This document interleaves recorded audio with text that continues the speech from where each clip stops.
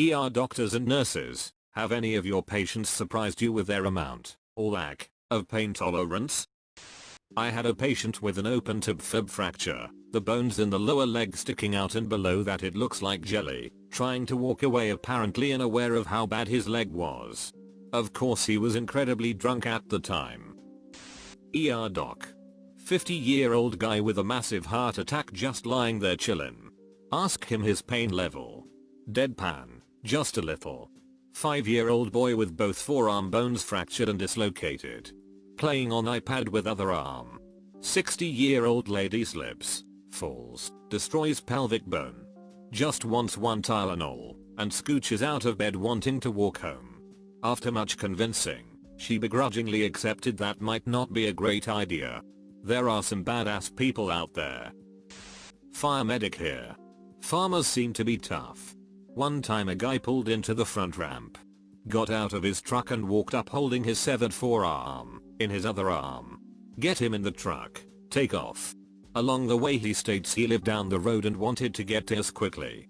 When asked why he didn't call 911, he replied, "I just cut my arm. I ain't dying." Also had a battle of the bulge vet tell me he didn't need a blanket. It was -7 with wind chill. Not ER, but actually a cashier at a fast food place.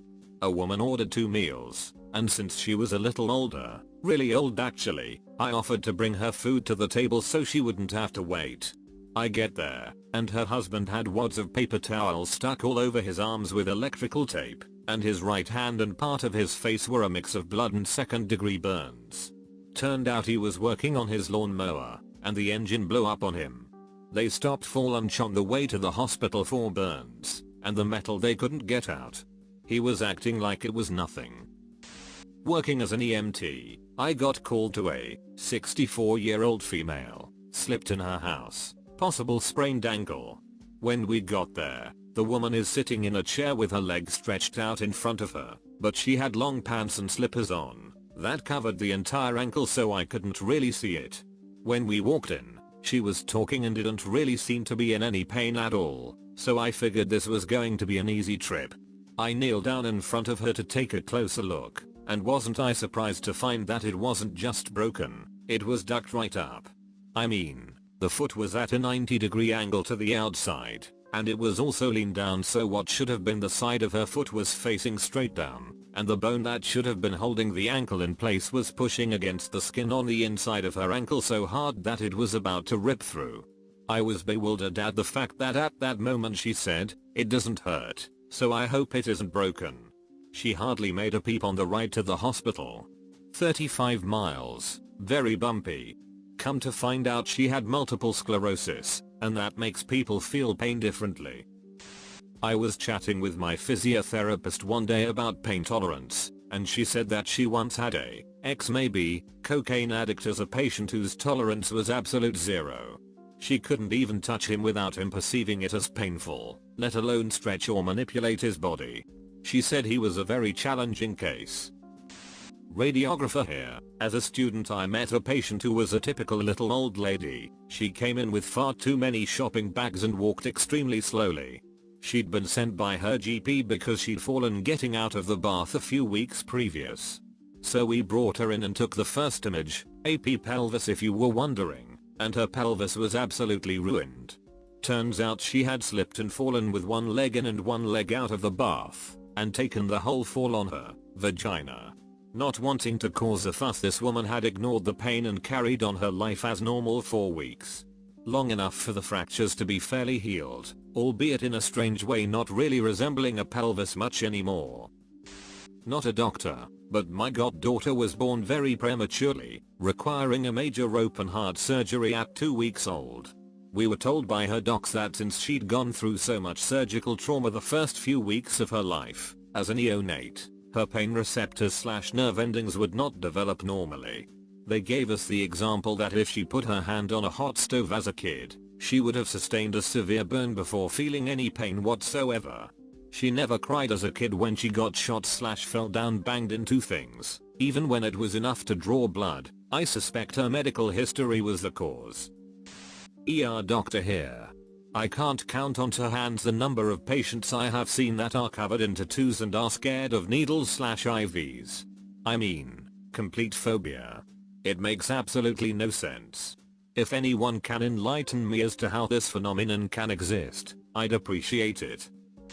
A friend told me an old boy came in with a large laceration on his arm. Suturing it up took over an hour, but can be quite fun as you can chat to the patients. My friend was engrossed talking to him about his experiences in the Second World War, and really enjoyed treating him. The old chap was in good spirits throughout, and told him lots of interesting stories about his time behind enemy lines or in trenches in Flanders. After he put the last stitch in, my friend started clearing up and found the local anesthetic bottle, unopened. He realized he'd not put any local in at all, and yet the guy didn't once flinch, leave aside, complain. When asked why he didn't say anything, he just said, "Oh, I thought that's how it's supposed to feel. I didn't mind. Lovely chatting to you," then walked out. Don't make them how they used to. Lignocaine edit, spoke to my friend last night. I totally didn't do this story justice. The laceration was sustained in a machete attack. 2 guys tried to break into the man's house, and one slashed at him, but he fought them off long enough until a neighbor started to run over and they scarpered. Such a relevant detail, how could I have forgotten? He had to clean the wound out thoroughly, which is even more painful than suturing. And to those of you pointing out the Flanders inaccuracy, that's purely my incorrect paraphrasing. It was World War II, so ignore the trench comment. I'll refrain from the obvious, I'm a Dr. Jim, not a historian line. Or perhaps I won't. Working in a hospital has taught me the downside of abusing painkillers/drugs. Patients constantly come in here with long-term substance abuse issues, and now that they are actually hurt, MVC, broke bones, etc., you can give them enough drugs to put down a horse and they still feel everything. That is one of my biggest fears. I had major back surgery when I was 14, so I pretty much live with constant pain. I will do everything I can to avoid taking a Vicodin, so that when I get older and I really start to hurt, I haven't built up a tolerance. The only thing that sucks about it is that pills expire before I use them all, and so when I really do need them, getting a new doctor to prescribe them is really hard. They always try to treat me like a junkie trying to score, and while it is understandable, it really pisses me off. My grandma grew up on a farm in Alberta and was unbelievably tough. She once broke her finger by slamming it in a car door, and splintered it herself with popsicle sticks and duct tape. Later her appendix burst, but we didn't find out until they took her to the hospital because she passed out at dinner in the retirement home. Said she hadn't wanted to bother anyone by making a fuss. Finally, she was diagnosed with stomach cancer. It spread through her entire digestive system. After she went into hospice, my mom was cleaning out grandma's apartment and found every single prescription bottle of painkillers mom had picked up at the pharmacy for her, and opened in a drawer. Knowing mom would eventually find them, my grandma had written a note saying she preferred to keep her mind clear. She was seriously badass. ER doctor here. My intern year in residency, I saw a 17-year-old kid who, when while playing hockey, tried to stop a puck with a gloved hand. It struck his fingertip, injuring the base of his nail, causing a significant deformity. His nail bed needed repair, which requires first removing the nail. That is done by bluntly dissecting, separating the nail from the tissue below it. If your stomach didn't turn reading that and imagining it, congratulations, you have no soul. Typically, we use a numbing agent to eliminate sensation to the entire finger using something called a digital block. I put it in. After 10 minutes, he still felt me touching his fingertip. I tried putting some around the nail. He still felt everything. His mother said his father actually had a similar thing. Lidocaine didn't work on him. I offered him a different numbing medicine. We can inject Benadryl in that case, or even knocking him out. He looked at me in the eyes and said, "Doc, just take it off." Without anything? Yeah, it's fine. They fix our cuts without numbing medicine. But it's gonna hurt a lot. I have to scrape. I know. So I went at it. He grabbed a towel with his other hand and I went to work.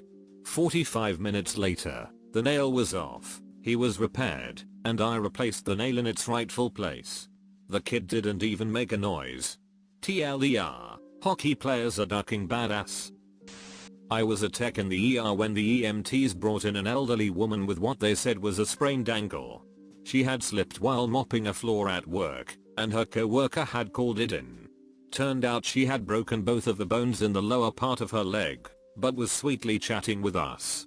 I was impressed as soon as I saw the x-rays.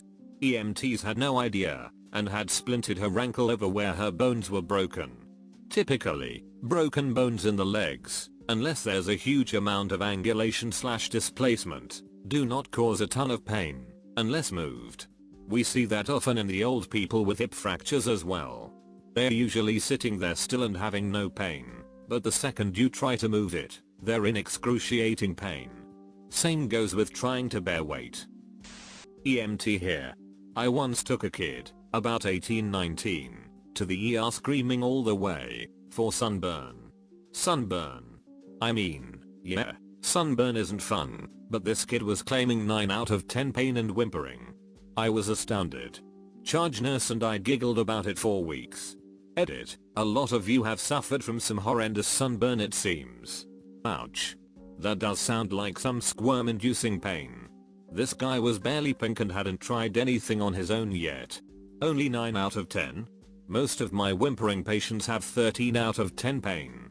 The ones that worry me are the ones that say they are in 4 out of 10 and are sitting perfectly still, trying not to move, because every movement makes the pain a 10. People have an unusual sixth sense for when they are going to die, or if something is gravely wrong. There is a point where either the pain or this sense of doom is so strong that the patient, who normally is freaking out as something legitimately bad is going on, suddenly gets quiet. The feeling of doom in the room is almost palpable. There have been instances when I walk in the room and suddenly the hair on the back of my neck stands up. Hopefully the pain is just something excruciating yet relatively tame, like really bad gallstones or a blocked bowel, or maybe it's something more terrifying, like an aortic aneurysm, a ruptured appendix, or an MI. In this case I don't want to donk around on scene with extra questions. I want to get them to a surgeon ASAP. Not an ER nurse, but a medical technician at a couple of large events in my country. Working at a racing track, I had both of these people come in on the same day. Male, 54 years, Swedish, small cut on hand. His reaction to me pouring water, saline, in his wound. Ow ow ow ow. It hurts when you put disinfectant in there, be careful. Male, 32 years, Finnish, deep cut in right forearm. His humeral bone was visible. No, it doesn't hurt. Now just tape it the duck up so I can get back on my bike. Not a doctor or nurse, but this happened to me. I completely shattered my knee and part of my leg after I was running and slipped on some ice into a stone wall. I was with a group of friends, and all they saw was me slide and hit the wall. They came over and asked if I was okay. In a normal voice I said I couldn't move my leg, no tears, screaming or anything. No one believed me, but after a minute or two I convinced them to call 911. The whole time I was waiting for ambulance, about 30 minutes, I was talking to them normally and no one believed I was actually hurt until I started going in and out of consciousness. Right as the paramedics got there I started to wake up. They got out and they didn't think anything was wrong, until they cut my pants off and saw my femur was almost protruding out of my leg. I had no kneecap, and tops of the tibia and fibia were protruding out. They took me to hospital, no drugs in the ambulance, as I was joking around with them, that is asking if I'm allergic to anything. I told them, apparently stone walls. They got me to hospital and rushed me into ER. The doctors came over and were shocked I wasn't screaming or crying. Then about an hour after the initial injury, the pain finally started and once they started moving the leg about 3 doses of morphine, because one wasn't enough, and one of Demerol. I don't remember the next couple days besides bits and pieces. But all the nurses and doctors told me I had one of the highest pain tolerances they have seen. Although I imagine it wasn't really my choice, mostly the brain just shutting it down because I was in so much shock and had so much trauma.